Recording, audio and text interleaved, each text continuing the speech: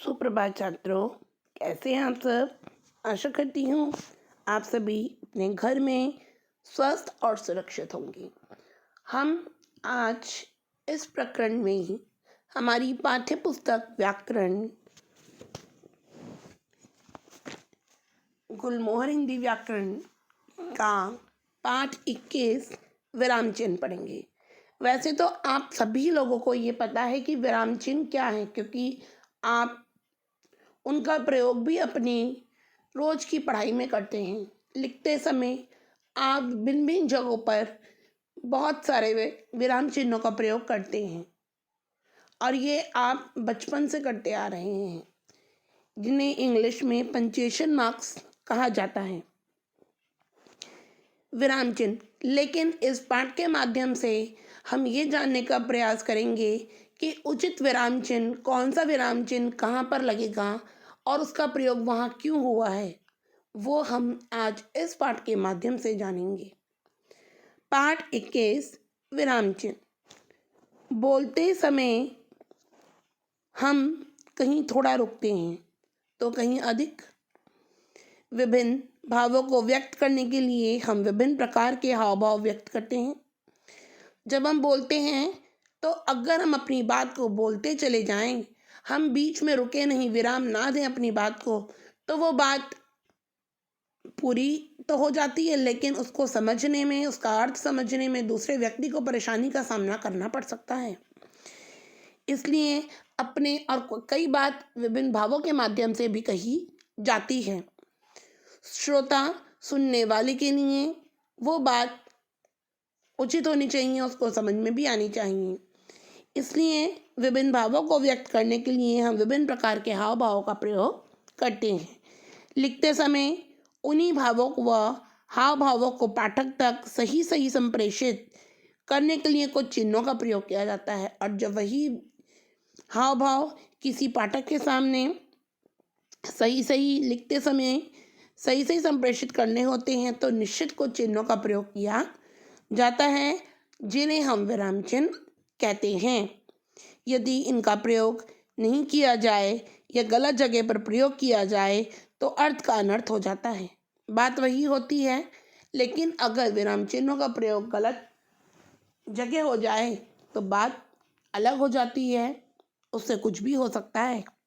जैसे एक ही वाक्य है और आप देखिएगा कि वहाँ पर चलो मत बैठो, इसका मतलब हुआ कि चलो यहाँ मत बैठो। दूसरा है, वही वाक्य है चलो मत बैठो, मतलब यहाँ से मत जाओ, बैठ जाओ। अब एक ही वाक्य को हमने दो माध्यम से पढ़ा और दोनों का अर्थ भिन्न भिन्न है।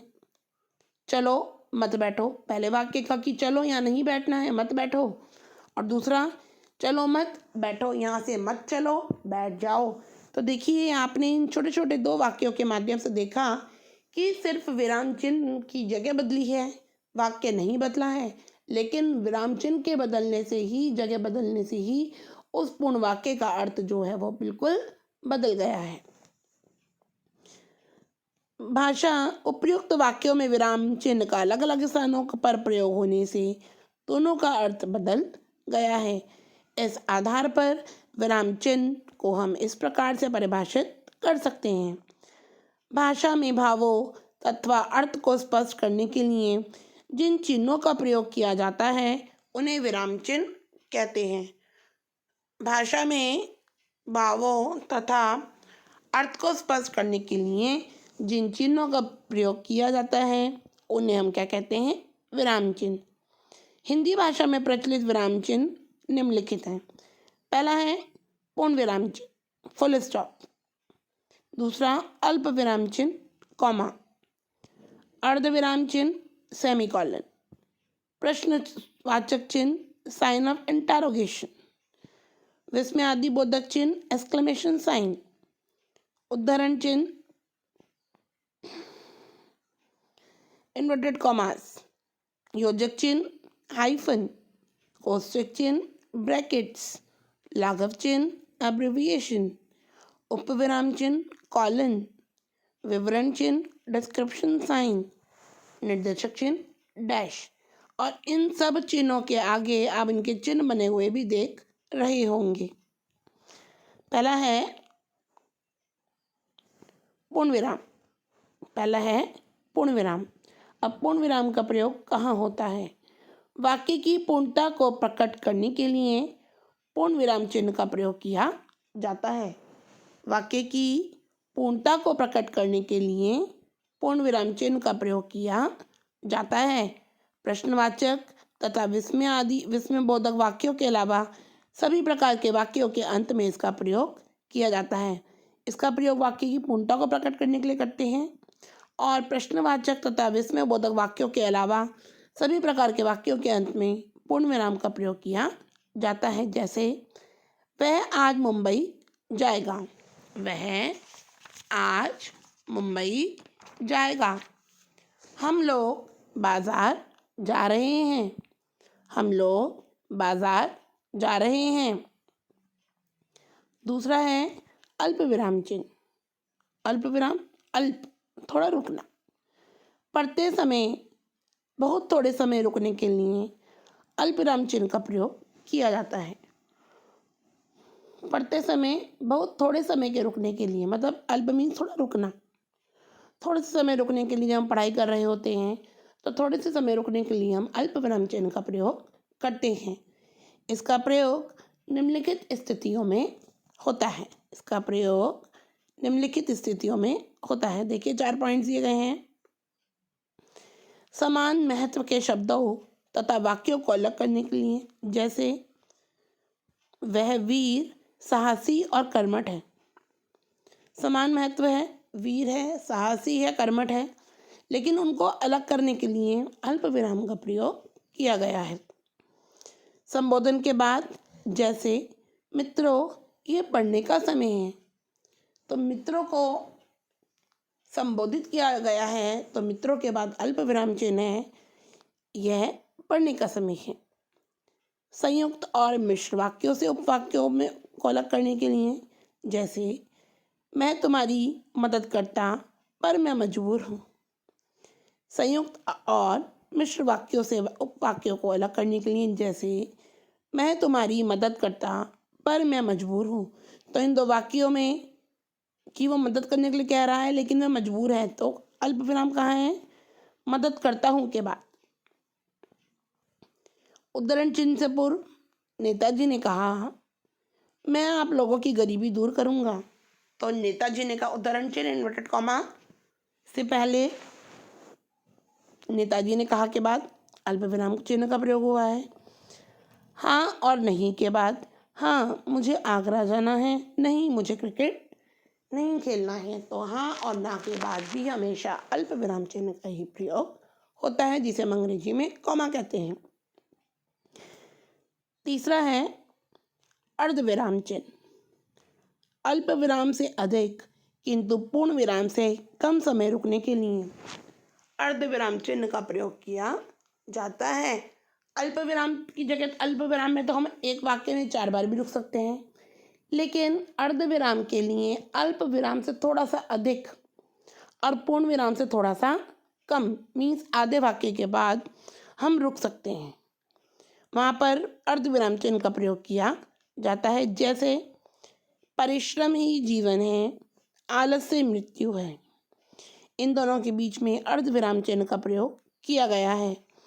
और अर्ध विराम चिन्ह का प्रयोग निम्न स्थितियों में भी होता है। कोई नियम या सिद्धांत बताने आने वाले शब्द, जैसे इससे पहले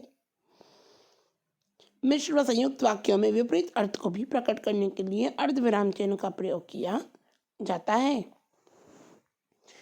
अब है हमारा अगला प्रश्नवाचक चिन्ह। प्रश्नवाचक चिन्ह तो आप सभी जानते हैं कि प्रश्नवाचक वाक्य के अंत में प्रश्नवाचक चिन्ह का प्रयोग होता है। जैसे सूर्य कब निकलता है, तुम्हारा नाम क्या है। यदि एक ही वाक्य में कई प्रश्नसूचक उपवाक्य हो तो पूरे प्रश्न की समाप्ति पर ही प्रश्नवाचक चिन्ह लगता है। जैसे एक प्रश्न में कहा गया कि अगर हम कोई सिंपल क्वेश्चन, सिंपल प्रश्न, साधारण सा प्रश्न पूछ रहे हैं तो वहाँ पर तो प्रश्नवाचक चिन्ह लगेगा ही लगेगा। जैसे सूर्य कब निकलता है और तुम्हारा नाम क्या है। लेकिन यदि एक ही वाक्य में कई प्रश्नसूचक उपवाक्य हों तो वहाँ पर वाक्य की समाप्ति पर ही प्रश्नवाचक चिन्ह लगता है। देखिए जैसे दिया हुआ है आपकी पुस्तक में, कहाँ गया, कब गया और क्यों गया। अभी अगर हम ऐसे देखें तो कहाँ गया अलग होगा तो वो लगेगा, कब गया भी लगेगा और क्यों गया के साथ भी लगेगा। लेकिन यहाँ पर 3 प्रश्नसूचक जो उपवाक्य हैं वो एक ही वाक्य में है कि कहाँ गया, कब गया और क्यों गया, तो उसके वाक्य के अंत में ही प्रश्नसूचक चिन्ह का प्रयोग होगा। अगला है हमारा विस्मय आदि बोधक चिन्ह। विस्मय, भय, शोक, घृणा, हर्ष आदि को प्रकट करने के लिए विस्मय आदि बोधक शब्दों के बाद इसका प्रयोग किया जाता है। विस्मय, भय, शोक, घृणा, हर्ष आदि को प्रकट करने के लिए विस्मय आदि बोधक शब्दों के बाद इसका प्रयोग किया जाता है। जैसे अरे तुम कब आए, वाह तुमने तो कमाल कर दिया, छी तुम्हें ऐसा नहीं करना चाहिए। तो अरे, वाह, छी ये हर्ष, घृणा और विस्मय आदि बोधक शब्द हैं जिनके बाद विस्मय आदि बोधक चिन्ह का प्रयोग किया गया है। अगला है उद्धरण चिन्ह। अगला कौन सा है? उद्धरण चिन्ह। Single inverted comma, double inverted comma. किसी व्यक्ति, सिंगल इन्वर्टेड कॉमा को क्या बोलते हैं? इक्यारे उद्धरण चिन्ह, और डबल इन्वर्टेड को बोलते हैं दोहरे उद्धरण चिन्ह। किसी व्यक्ति के कथन को मूल रूप से प्रस्तुत करने के लिए किसी व्यक्ति ने, जैसे महात्मा गांधी, सुभाष चंद्र बोस, जवाहरलाल नेहरू की जो भी बात होती है, जो भी उन्होंने कही है, तो उन व्यक्ति के कथन को मूल रूप से प्रस्तुत करने के लिए हम दोहरे उद्धरण चिन्ह, डबल इन्वर्टेड कॉमा का प्रयोग करते हैं। जैसे गांधी ने कहा करो या मरो, सुभाष चंद्र बोस ने कहा मैं तुम्हें खून दूंगा, तुम मुझे आज़ादी दो। सुभाष चंद्र बोस ने कहा था तुम मुझे खून दो, मैं तुम्हें आज़ादी दूंगा। वाक्य में प्रयुक्त कवि या लेखक के उपनाम, पाठकों के शीर्षक, पुस्तक, समाचार पत्रों के आदि के नाम को इक्यारे उद्धरण चिन्ह में दर्शाया जाता है। जैसे हम कहते हैं कि आप कोई भी वाक्य लिख रहे होते हैं, हम बोलते हैं कि आप उसमें सिंगल इन्वर्टेड कॉमा का प्रयोग करो, तो कहाँ बताते हैं हम आपको? जहाँ वाक्य में प्रयुक्त कवि या लेखक के उपनाम होते हैं। जैसे इसमें सूर्यकांत त्रिपाठी निराला, सूर्यकांत त्रिपाठी निराला, उनका नाम तो सूर्यकांत त्रिपाठी निराला है, त्रिपाठी ही है सूर्यकांत त्रिपाठी, लेकिन उनका उपनाम क्या है? निराला। तो उसको हमने इक्यारे उद्धरण चिन्ह में ले लिया। पाठों के शीर्षक, पुस्तक, समाचार पत्र आदि के साथ, आदि के नाम के साथ हम इक्यारे उद्धरण चिन्ह का प्रयोग करते हैं। और किसी व्यक्ति के मूल रूप से कथन को प्रस्तुत करने के लिए हम दोहरे उद्धरण चिन्ह का प्रयोग करते हैं। अगला है हमारा योजक चिन्ह। योजक चिन्ह समान अर्थ वाले, समान अर्थ वाले अथवा विपरीत अर्थ वाले शब्द युग्मों के बीच योजक चिन्ह लगाया जाता है।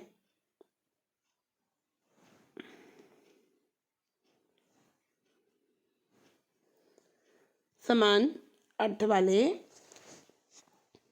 अथवा विपरीत अर्थ वाले शब्द युग्मों के बीच योजक चिन्ह लगाया जाता है। जैसे दिन रात, पगबग आदि। अभी देखिए, दिन रात विपरीत अर्थ वाले शब्द हैं और पगबग समान अर्थ वाले शब्द हैं, तो इन दोनों के बीच में योजक चिन्ह का प्रयोग किया गया है। अगला है हमारा कोष्ठक चिन्ह।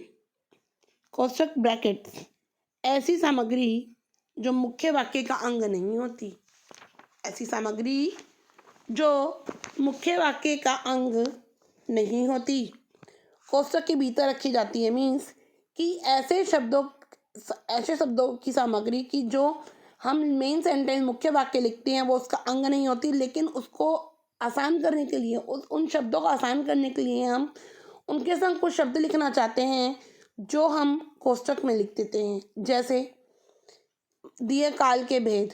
काल के भेद कैसे हैं? वर्तमान, भूत, भविष्य। तो ये हम आपको पढ़ा चुके हैं। तो आप काल के भेद ब्रैकेट में लिख दिए तीनों के नाम। संवाद लेखन में पात्रों के हाव भाव संबंधी निर्देश देने के लिए भी इसका प्रयोग करते हैं। संवाद लेखन, जब हम संवाद लेखन करते हैं तो उसमें पात्रों के हाव भाव, कि उसने मुस्कुराया, बोला, रोया, झुका, माफ़ी मांगी, जो भी था, उनसे संबंधित निर्देश देने के लिए इसका प्रयोग हम कोष्ठक में करते हैं। जैसे अशोक मुस्कुराते हुए, तुम कब आए।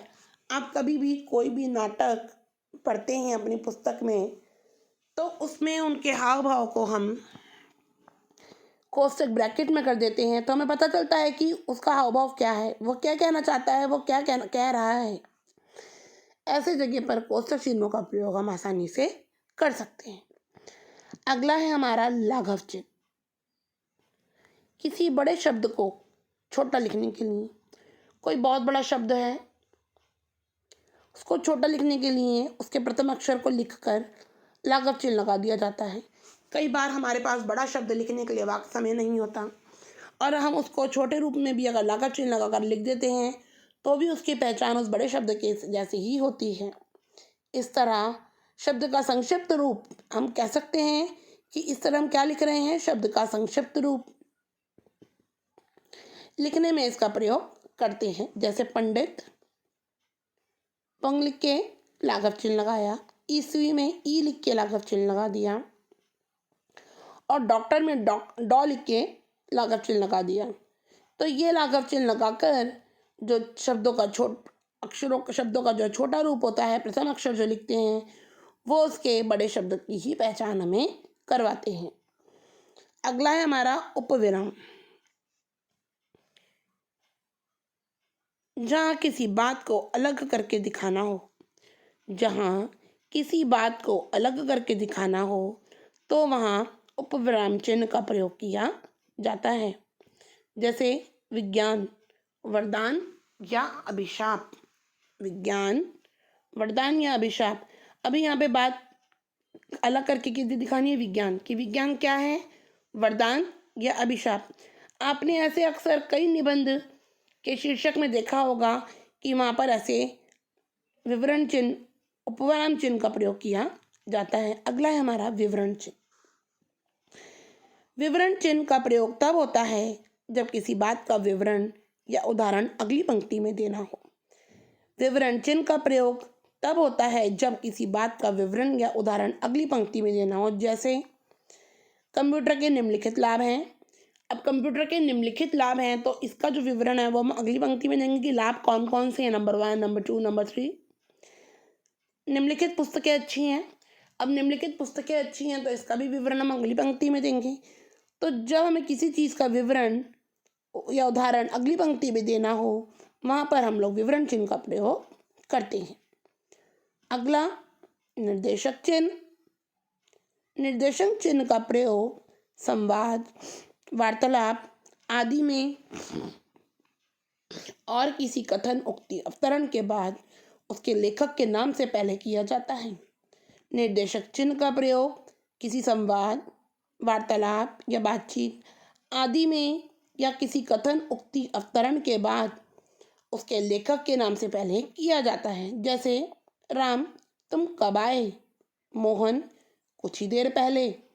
ये था किसी संवाद और वार्तावलन में वार्तालाप में निर्देशक चिन्ह का प्रयोग।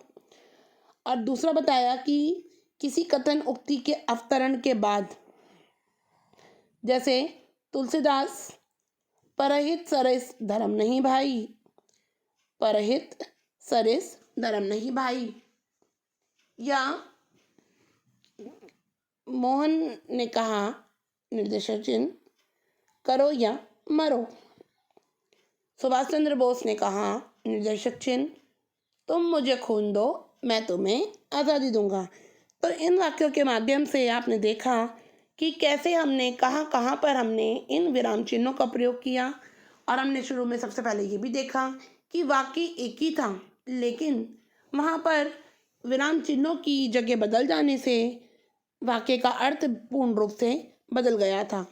तो हमने आज सीखा कि भाषा में स्पष्टता लाने के लिए व्याकरण में जिन चिन्हों का प्रयोग किया जाता है उन्हें हम विराम चिन्ह कहते हैं। विराम चिन्ह अर्थ की स्थिति में बदल सकते हैं। मुख्य विराम चिन्ह है पूर्ण विराम, अल्प विराम, अर्ध विराम, प्रश्नवाचक चिन्ह, विस्मय आदि बोधक चिन्ह, उद्धरण चिन्ह, योजक चिन्ह, कोष्ठक चिन्ह, लाघव चिन्ह, उपविराम चिन्ह, विवरण चिन्ह, निर्देशक चिन्ह आदि। आशा करती हूँ आप सभी बच्चों को ये पाठ बहुत अच्छे से समझ में आया होगा और आपको इसके संग जो हम लिखित कार्य देंगे वो आप अपनी नोटबुक में करेंगे व्याकरण की, और अगले प्रकरण में हम पाठ क्रिया लेकर प्रस्तुत होंगे। साई राम।